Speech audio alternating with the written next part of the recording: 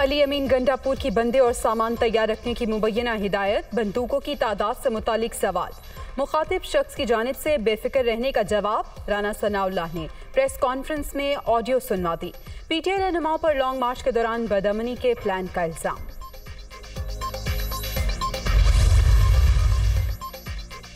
शैतानी टोला लॉन्ग मार्च के नाम पर लाशें गिराने का ख्वाहिशमंद। फसादियों से मुज़ाकरात नहीं हो सकते, ये किसी तरह का कौमी सानेहा चाहते हैं। फितने का सर कुचलना होगा। वफाकी इदारे मुकम्मल अलर्ट, सख्त एक्शन लेंगे। राना सनाउल्लाह की प्रेस कॉन्फ्रेंस।